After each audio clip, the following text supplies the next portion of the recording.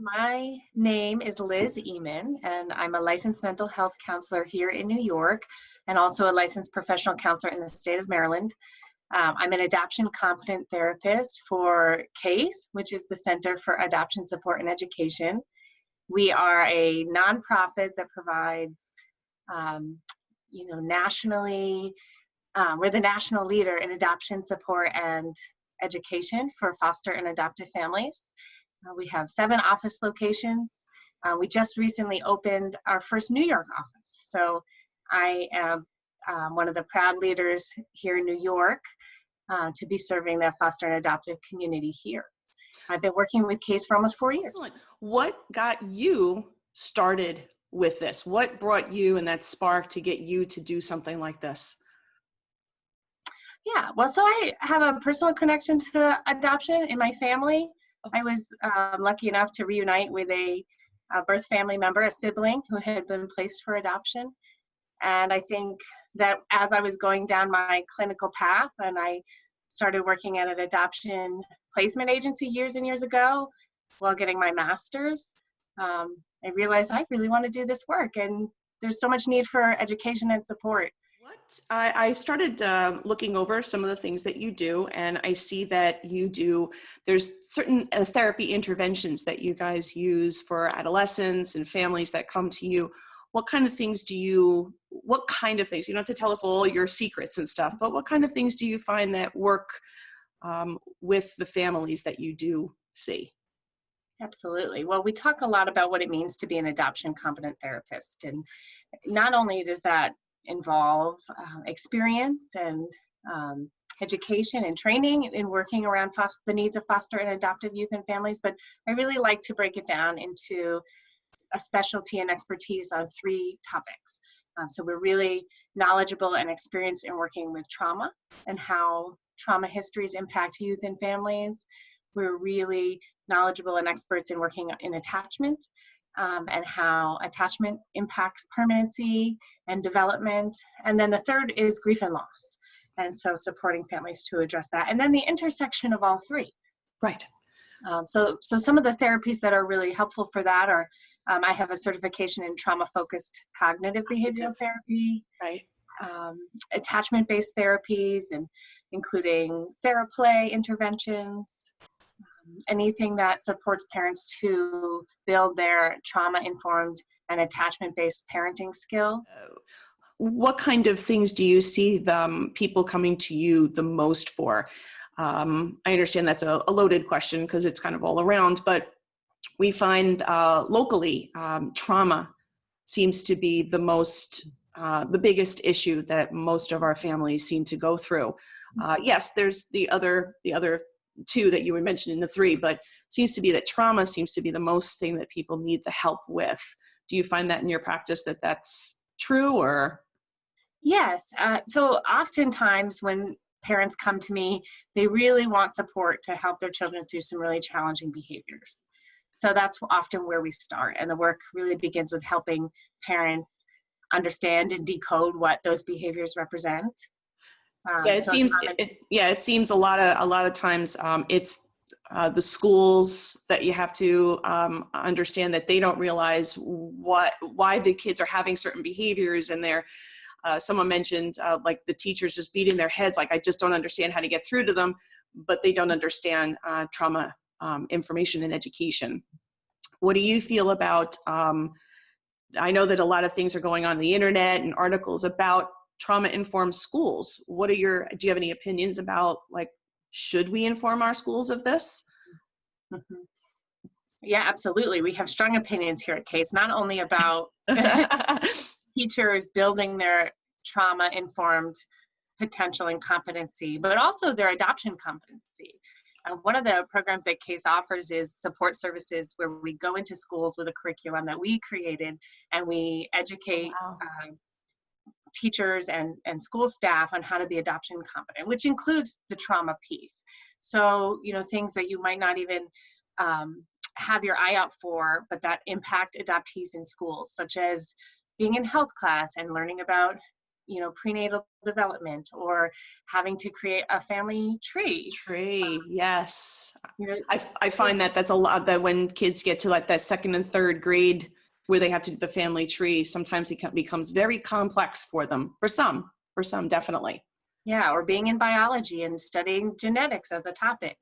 Many topics that can just stir things up for kids, and it can be extremely helpful if there are supportive, knowledgeable staff to help students put words to what they're going through. Absolutely. What is trauma-focused cognitive behavioral therapy? And just a little snippet, because I thought that was very interesting. Yeah. So TFCBT is a evidence-based model that supports youth and their parents. It's family-based to process and work through and alleviate the symptoms of trauma related to one or more traumatic event or circumstance. What kind of things would you do with a family? For example, this is kind of interesting to me, so that's why I'm kind of asking you this question.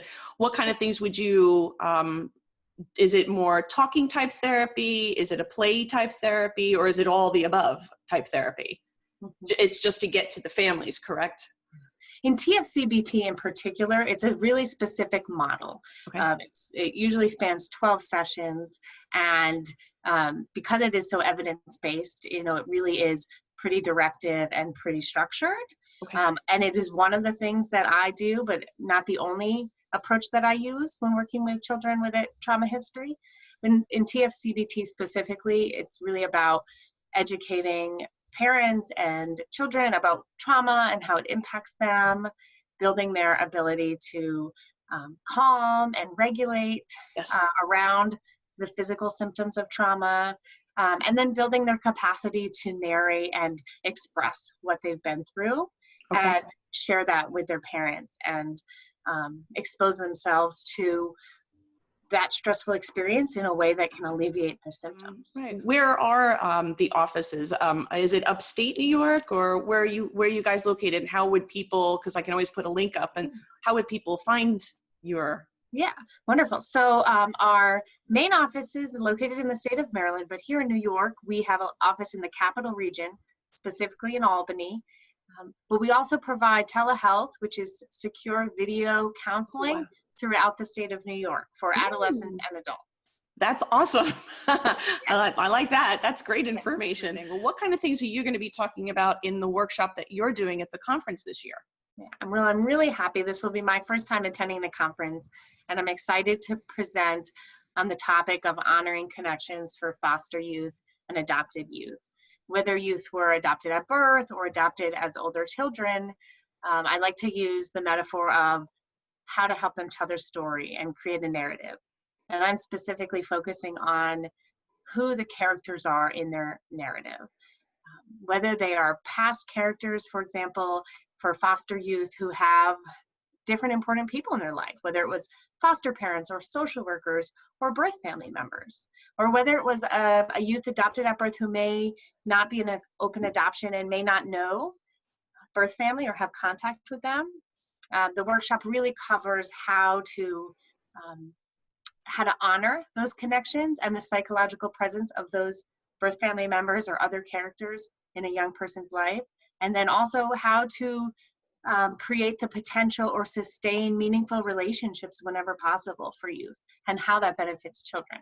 Do you have, I love asking the question to therapists and counselors, and what kind of books? I always love asking what kind of book recommendations. Now, it's not for everybody, but I always like to see where you guys come from. Did you read The Connected Child? Do you find that some great recommendations for families to get started? Do you happen to have any books that you like in particular? Yeah, the two I've been recommending a lot recently. One that's not brand new, but The Whole Brain Child, about how to integrate the left and the right sides of the brain, right? How to help children regulate, essentially. And we really use that book in tune with attachment-based parenting, and how to help parents understand their role as co-regulators for children. And the other book that I really have been recommending lately is The Self-Driven Child by Styx Rudd. And that's a lot about helping parents support their kids to develop intrinsic motivation. Okay. Yeah, I spoke to someone yesterday, and just something as simple as I learned over the years, that it was a simple thing that I used on my child with bilateral integration. Mhm. Even something just to get the two brains talking with just movement actually helped him learn how to regulate himself in just a simple way. And I never even, I was actually looking at a YouTube video from Australia, Yeah. where they said in schools that they use bilateral to wake up their brains before school starts. So Mhm. I find just some simple things, I'll call it simple, but Yeah. sometimes just simple things of just getting the movement and your brain working together helps them learn how to regulate a little bit as well. Each person's different, I get it, but that Yeah. was something I thought was very interesting a couple of years ago that I learned. Yeah. So, Another method that I use to help children work through the experiences of trauma is sand tray therapy, and it also addresses the whole brain integration because it uses sensory modalities and creative expression, and it doesn't rely as heavily on verbal expression. any last minute things that you'd like to add to anything before I end the interview? Just that Case is really excited to have a presence here in New York and bring these support services to families. In addition to the clinical work we do with families, we do professional trainings and workshops for the adoption community. So whether it's parents or professionals, Case's website is a rich resource for both parents and professionals. We do monthly webinars, which are often free for the first 400 registrants, but they're on a variety of topics that may interest foster and adoptive parents and professionals. Oh my gosh. Awesome. Awesome. Thank you so much for taking the time to speak with me today, and have a great time at the conference. Thank you so much.